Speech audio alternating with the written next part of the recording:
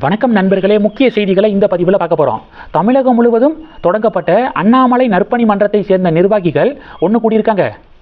திருநெல்வேலியில் ஒன்று கூடி ஆலோசனை நடத்தியிருக்காங்க. மாவட்ட மாநில நிர்வாகிகள் அப்படின்னு சொல்லிட்டு நான் ஒரு அப்டேட் கொடுத்துருந்தேன்ல, அந்த ஆலோசனை கூட்டத்தில் என்ன தீர்மானம் நிறைவேற்றப்பட்டிருக்கு? அண்ணாமலை எந்த தொகுதியில் போட்டிட்டாலும் அவரை ஜெயிக்க வைக்கணும், கடுமையாக களப்பணியாற்றி அண்ணாமலையை ஜெயிக்க வைக்கணும் அப்படின்னு சொல்லிட்டு சபதம் எடுத்திருக்காங்க. தீர்மானம் நிறைவேற்றப்பட்டிருக்கு அந்த ஆலோசனை கூட்டத்தில். அது மட்டும் இல்லாமல் ரெண்டு விஷயத்தை இப்போ கிளியர் பண்ணியிருக்காங்க அண்ணாமலை நற்பணி மன்றம். முதல் விஷயம், பாஜகவுக்கு எதிரானது அண்ணாமலை நற்பணி மன்றம், பாஜகவுக்கு எதிராக செயல்படுறாங்க அப்படின்னு சொல்லிட்டு ஒரு டாக் இருக்குது. நாங்கள் பாஜகவுக்கு எதிராக நாங்கள் செயல்படலை அப்படின்னு சொல்லிட்டு விளக்கம் கொடுத்துருக்காங்க. ரெண்டாவது, பாஜகவில் அதிருப்தி அடைந்தவர்களை திரட்டி இந்த அண்ணாமலை நற்பணி மன்றம் அப்படிங்கிறது தொடங்கப்பட்டிருக்கு அப்படின்னு சொல்லிட்டும் ஒரு செய்தி பரப்பப்பட்டுச்சு. அதுக்கும் திட்டவட்டமாக மறுப்பு தெரிவிச்சிருக்காங்க. பாஜகவுக்கு எதிராகவோ மற்றும் பாஜகவில் அதிருப்தி அடைந்தவர்களை கொண்டோ இந்த இயக்கம் தொடங்கப்படவில்லை. எங்கள் இயக்கத்துக்கும் அரசியலுக்கும் எந்த சம்மந்தமும் இல்லை. மக்களுக்கு நற்பணிகள் செய்வது மட்டுமே எங்கள் அமைப்புடைய நோக்கம்.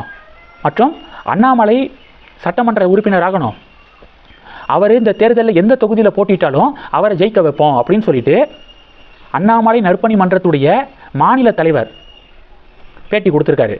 இந்த பேட்டி கவனம் பெறுது. இது ஒன்று. ரெண்டாவது என்ன பார்க்க போகிறோம்? சச்சின் டெண்டுல்கர் இருக்கார்ல, அவருடைய பையன் அர்ஜுன் டெண்டுல்கர் அவர்களுக்கு திருமணம். அந்த திருமணத்துக்காக பெரிய பெரிய விஐபிக்கு இன்விடேஷன் கொடுத்துருக்காரு. நேற்று பார்த்தீங்கன்னா prime minister Modi, home minister, president ராகுல் காந்தி இவங்களுக்கெல்லாம் இன்விடேஷன் கொடுத்துருக்காரு. இது சம்மந்தமாக அவருடைய சமூக வலைதளத்தில் போஸ்ட் போட்டார். இந்த போஸ்ட் பெரிய பஞ்சாயத்தாக மாறி இருக்கு. காங்கிரஸ்காரங்க என்ன சொல்கிறாங்கன்னா, சச்சின் மோடி அவர்களுக்கு இன்விடேஷன் கொடுத்து குரூப் புகைப்படம் எடுத்துருப்பார்ல, அதை அவருடைய சமூக வலைதளத்தில் நேற்று 7:15 மணிக்கு, நைட்டு 7:15 மணி போல் போஸ்ட் பண்ணியிருக்காரு. அடுத்து ஹோம் மினிஸ்டருக்கு இன்விடேஷன் கொடுத்ததை 8:18க்கு போஸ்ட் பண்ணியிருக்காரு. பிரசிடெண்ட்டுக்கு கொடுத்ததை 8:48க்கு போஸ்ட் பண்ணார். ராகுல் காந்திக்கு கொடுத்ததை இரவு 9:22க்கு போஸ்ட் பண்ணார். ஆனால் ராகுல் காந்தி அவர்களுடைய அந்த பதிவு தான், ராகுல் காந்திக்கு இன்விடேஷன் கொடுத்த அந்த பதிவு தான் மிகப்பெரிய லைக்ஸ் வாங்கினுச்சு. நிறைய பார்வையாளர்களை பார்க்கப்பட்டுச்சு. நிறைய பார்வையாளர்கள் அதை தான் பார்த்துருக்காங்க. இதில் மோடிக்கு இன்செக்யூரிட்டி. உடனே மோடி சச்சினுக்கு ஃபோன் பண்ணி, எனக்கு நீங்கள் இன்விடேஷன் கொடுத்த புகைப்படத்தை ஷேர் பண்ணது ரொம்ப கம்மியான பார்வையாளர்கள், கம்மியான லைக்ஸ் வாங்கியிருக்கு. ஆனால் ராகுல் காந்திக்கு கொடுத்தது அதிக பார்வையாளர்களை வாங்கியிருக்கு. அதனால் உடனடியாக ராகுல் காந்தி பற்றி நீங்கள் போட்டதை டெலீட் பண்ணிவிட்டு மிட் நைட்டில் மறுபடியும் அதை போட்டு விடுங்க. ஏன்னா மிட் நைட் அப்படின்னா நிறைய பேருக்கு போய் சேராதுல்ல, எல்லாம் தூங்கியிருப்பாங்கள்ல. அப்படி மோடி சொன்னதுனால சச்சின் போட்ட பதிவை, ராகுல் காந்தி அவர்களுக்கு இன்விடேஷன் கொடுத்து எடுத்த புகைப்படத்தை ஷேர் பண்ணதை டெலீட் பண்ணிவிட்டு நள்ளிரவு 12:19க்கு மறுபடியும் போஸ்ட் பண்ணியிருக்காரு.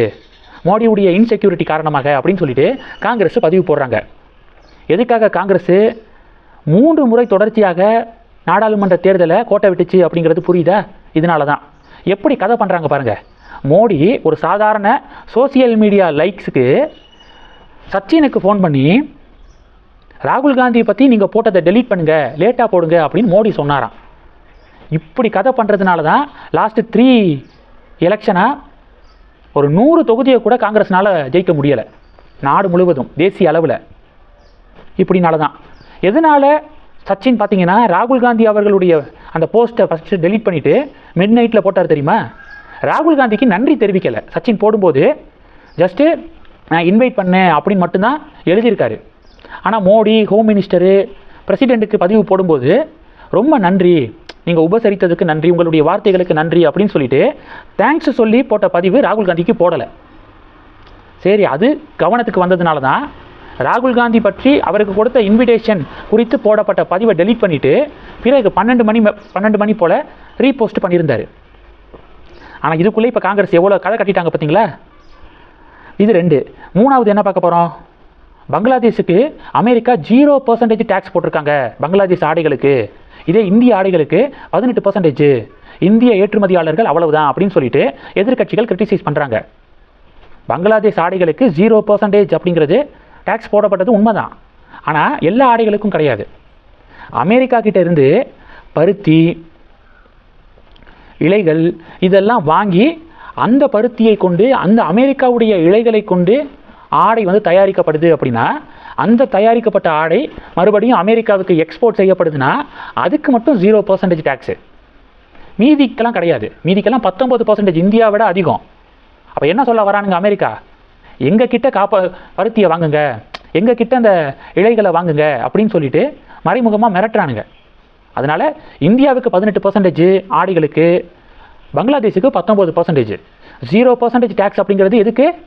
அமெரிக்கா கிட்ட பருத்தியை வாங்கி அந்த பருத்தியில் ஆடைகள் செய்து அது அமெரிக்காவுக்கு எக்ஸ்போர்ட் பண்ணும்போது மட்டும் 0%. இந்த டிஃப்ரென்ஸை நம்ம புரிஞ்சுக்கணும். இந்த செய்திகளை பற்றி உங்களுடைய பார்வைகளை மறக்காமல் கமெண்ட் பண்ணுங்கள். தொடர்ந்து கனெக்டில் இருங்க. அடுத்தடுத்து நிறையா பதிவுகளை பார்க்க போகிறோம். நன்றி.